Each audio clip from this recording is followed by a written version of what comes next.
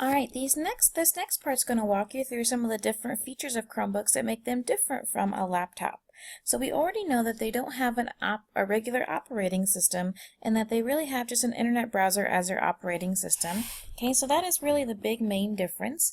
And what that means is that really you can't save very much on it. Most of what you're going to want to do is use your Google Drive and save via the internet.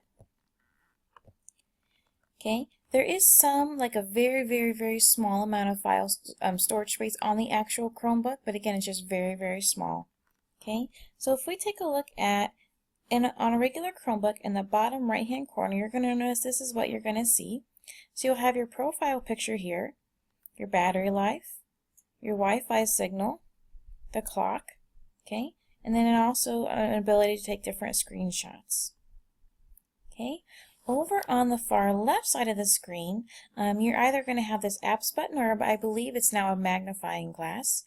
And when you click on that, you're going to go ahead and see all of the different apps that are on your Chromebook. So you can access Google Chrome, your Gmail, your Drive, any of those other things. Okay, and these are those different apps that you can have Matt Dillinger either add to your students' Chromebooks or take them away or block them.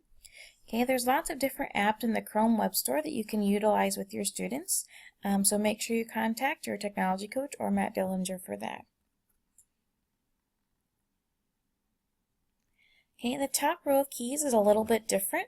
Okay, so on the top row here of a Chromebook, you have your escape key, but then you have a back key and a forward key, your reload key or your refresh key.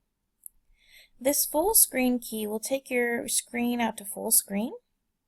Okay, your next window key will allow you to navigate in between windows.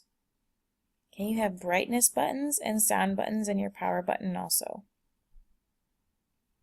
And again, many teachers asked if they could have a copy of this slide in particular to hang in their classroom. So again, this slideshow is going to be right in that same location where you started the module, so you're welcome to take this slide and use it however you need to.